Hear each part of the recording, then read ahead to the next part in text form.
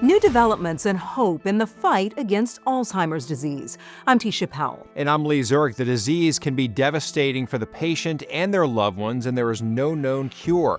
But experts say the FDA's first ever approval of a blood test to help diagnose Alzheimer's is a significant step in treatment. Reporter Heather Graff takes an in-depth look at how the test works, plus why it could lead to earlier detection and perhaps one day, prevention. We started dating when we were 17 years old. We are best friends. She's everything to me. Brent and Kathy Rigby have always loved exploring new places together. But as it turns out, the couple was just a few miles from home, taking one of their favorite bike rides along the beach. Very familiar. When Kathy lost her way. She was behind, so I stopped to wait for her. And the familiar, in her eyes, became foreign. When she caught up, she was just in tears. She said, "I couldn't find you." And then I knew something wasn't right. They now know that was one of several early red flags. I started noticing that I was stuttering. I couldn't get words from my brain to my mouth. And after a barrage of testing, I called it the A word. In 2023, doctors confirmed then 68-year-old Kathy had Alzheimer's. It was like a slap in the face and a punch in the gut, all at the same time.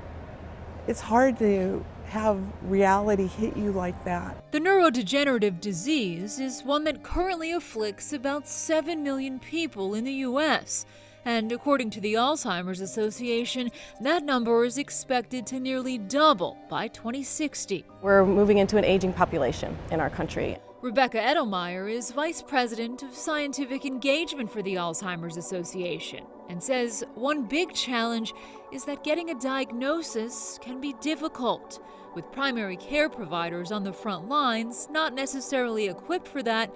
It can often involve referrals to specialists, pricey PET scans of the brain, and a lumbar puncture, also known as a spinal tap. One of the things that we continue to see is that for some patients, it could take years. And we know that having an early and accurate diagnosis is so critical, especially when there's treatments that have been approved today to really help slow down the disease process. So when the FDA in May of 2025 announced it had greenlit the first blood test to aid in diagnosing Alzheimer's, calling it a less invasive option that reduces reliance on PET scans and increases diagnosis accessibility, many in the Alzheimer's research community took notice. It's a very, very exciting time in this field. Using a simple blood draw, the test, known as Lumipulse, is designed to detect amyloid plaques in the brain that are considered key markers for Alzheimer's.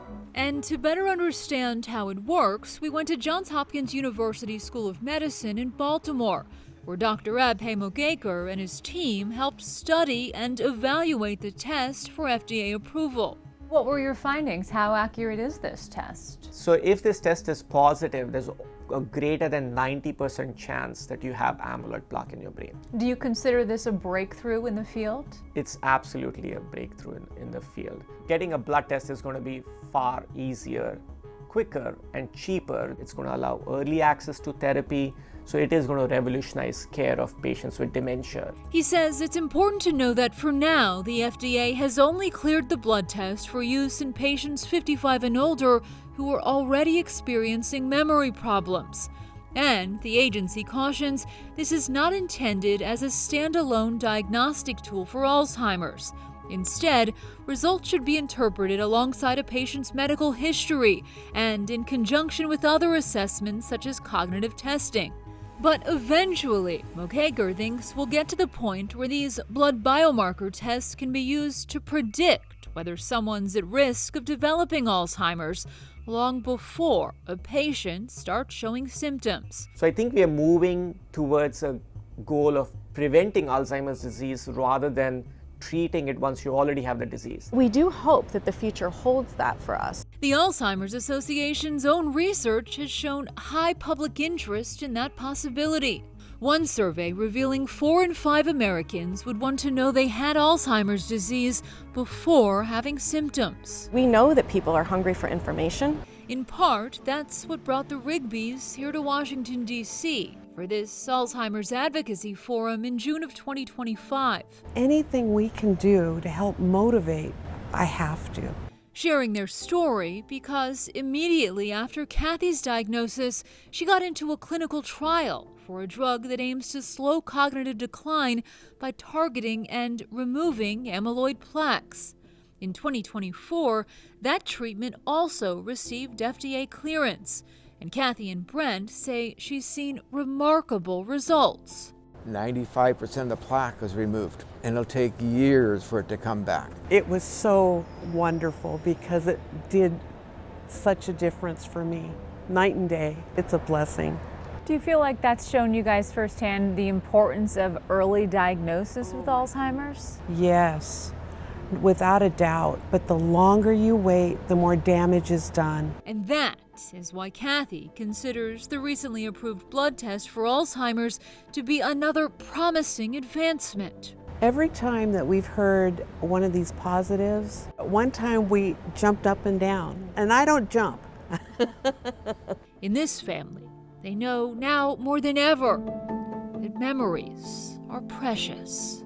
I just want to remember all these things. I want to be grandma, and I want them to know that I love them and I know them.